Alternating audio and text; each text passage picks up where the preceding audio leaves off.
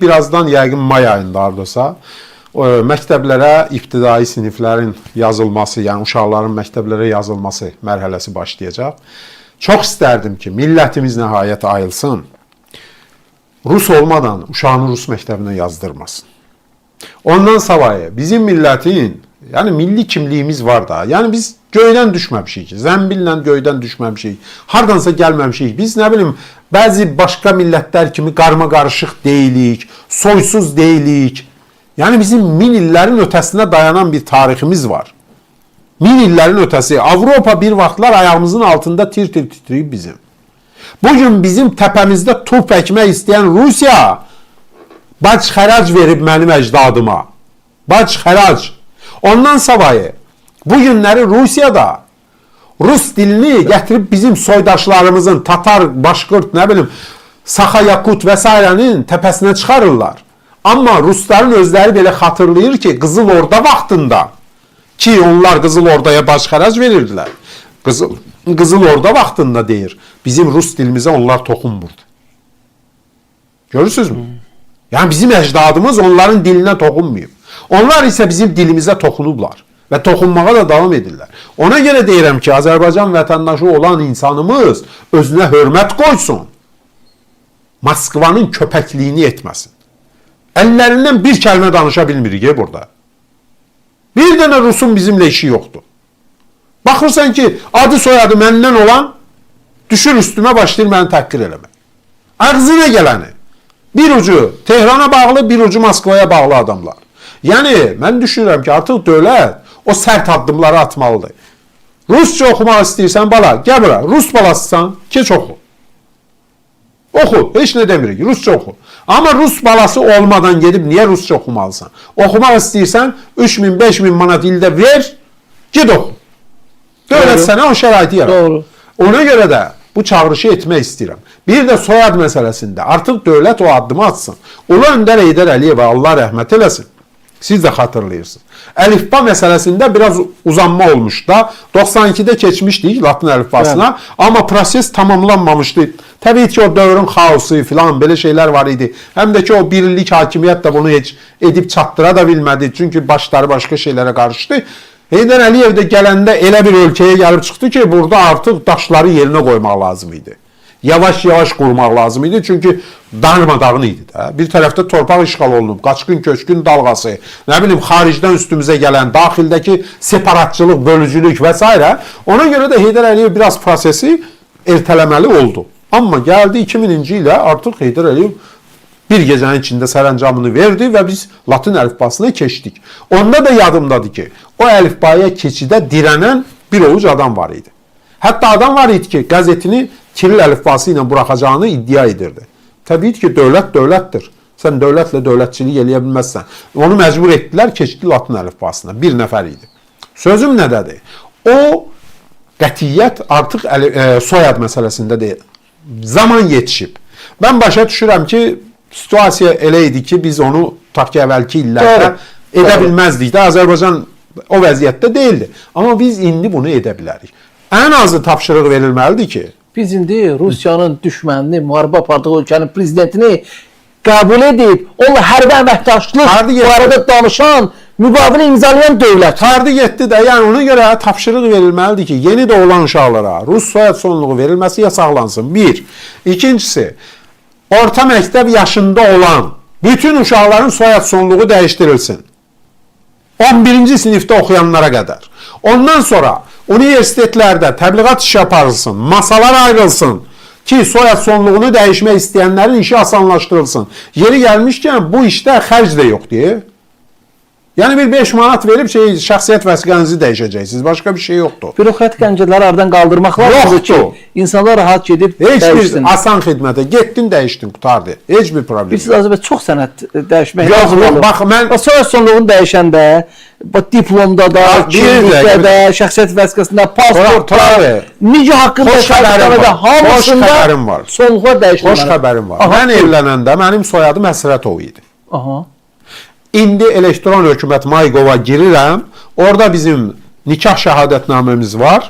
Orada Həsrətdir. Özünü dəyişib dövləti. Dövlət onu vahid bir platformaya yerləşdirib, Aha. mənim şəxsiyyət vəsiqəmə baxır ki, həsrətdir, orada da eləyib həsrət qutardı getdi də. Yəni, bu elektron hökumət bu şeyləri də asanlaşdırıb. Siz sabah gelib şəxsiyyət vəsiqənizi dəyişən kimi, sizin yerdə qalan bütün sənədləriniz orada avtomatik yazılacaq o yeni şəkildə. Məndə həsrət yazılır hər şeyə. Yox, bəs əlimizdəki deyək ki, diplom, Əlinizdə kağız onlar nə olacaq? kim istəyir sizdən diplom? İstəsəz, siz gedib onu dəyişdirə bilərsiniz, dublikat ala bilərsiniz, əgər ehtiyac var. Yoxdursa, mənim evdə diplomum var, Bakı Dövlət Universitetindən, Həsrətov yazılıb da. İndi o, nə var ki orada? Yazılıb da. Mənim hərbi biletimdə məsələn qalmışdı Həsrətov, mən leytenantam da. Yəni o Həsrətov, sonra mən o qeydiyyat yerimi dəyişəndə problem çıxdı ki, sizdə şəxsiyyətdə bəs Həsrət də, onda elə bu elektron hökumət zadı yox idi. Bəs bu hərbi biletdə Həsrətov qalıb. Dedim, axı dəyişmişəm də. Dedilər, yox, gedin hərbi komissarlıqda, onlar da bir dənə bura qeyd eləsinlər, möhür vursunlar ki, sizin bu hərbi sənədlərdə də Həsrət getsin. Mən də tənbəllik eləmədim, getdim, pul istəmir, para istəmir. Getdim, sənədi verdim, hərbi bileti. Orada bir vərəqində bir qeyd elədilər ki, Həsrət soyadına inanmalı nəsə. İndi asan xidmətə müraciət eləyib.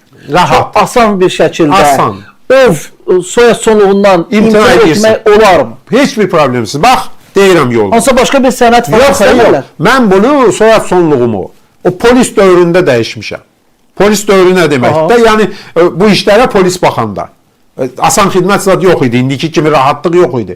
Gedirdim, polisdə növbəyə dururdum, bir sürü sənəd aparırdım. Nə bilim, orada da bəzən işi bilən olurdu, bilməyən olurdu. Bir dövr var idi də. İndi şükür Allah'a o da yoxdur. İndi gedirsiniz asan xidmətə. Məsələn, mən, yaxud siz, istənilən şəxs, doğum haqqında şəhadətnamə, evlisinizsə evlilik şəhadətnaməsi, subaysınızsa ona ehtiyac yoxdur. Doğum haqqında şəhadətnamə, şəxsiyyət vəsiqəsi alın, gedin oraya. Tadı getdi. Gedib asan xidmətə müraciət et. Deyirsən ki, soyad sonluğumu dəyişirəm. Deyir, elə otur bura. Otur, ver o doğum haqqında şəhadətnamə, əslini. Əsli lazım. Baxacaq, orada qeyd eləyirlər ki, tutaq ki, məndə Həsrətov idi, məndə götürüb... Bilirəm, məlumatlısınız, ona görə... Yox, lazımdır. Detallı izah olmasınız ki, bəlkə kimlərsə bunun çətin olduğunu hesab deyil. Heç bir çətinlik yoxdur, heç bir çətin. Həsrətov idi məndə. Mən o vaxt yenə deyirəm, asan xidmət olmayanda dəyişmişəm də bunu.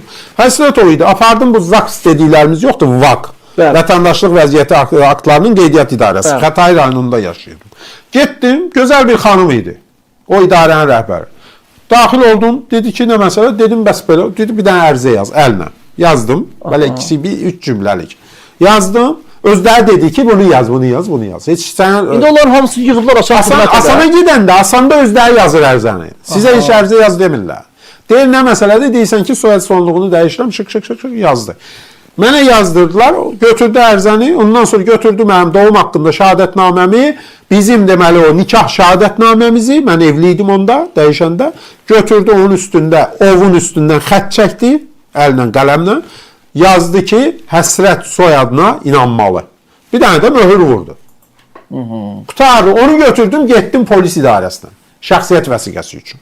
Apardım, təqdim elədim. Orada da rüsum filan da var da, neysə, o vaxtı yadımdan çıxıb nə qədər idi. Bəlkə də bilməm, düz rüsumu verdim, artığımı aldılar, çünki bilmirdik də onda. Neysə də, mən başımdan keçib, o puldan da keçib, deyirdim ki, cəhənnəm olsun deyə. Yəni, təki bu ovdan qurtulum. Yəni, mən onu verdim, heç nə, müvafiq vaxtda da gedib şəxsiyyət vəsiqəmi aldım təzə həsrətlə. Yəni, heç bir, indi isə asan xidmətdə necədir? Dediyim sənədləri götürürsünüz, doğum haqqında şəhadətnamə, evli adamlar nikah kağızı, bir də ki, şəxsiyyət vəsiqəsi. Bu üç sənədi alıb gedirsiniz asan xidmətə. Yaxınlaşırsınız şəxsiyyət vəsiqəsinə, orada aşağıda qızlar kömək eləyir. Könüllülər də var, əlavə işçilər də var. Sizə istiqamət verirlər. Yaxınlaşırsınız, alır, oradaca siz heç nə eləmirsiniz.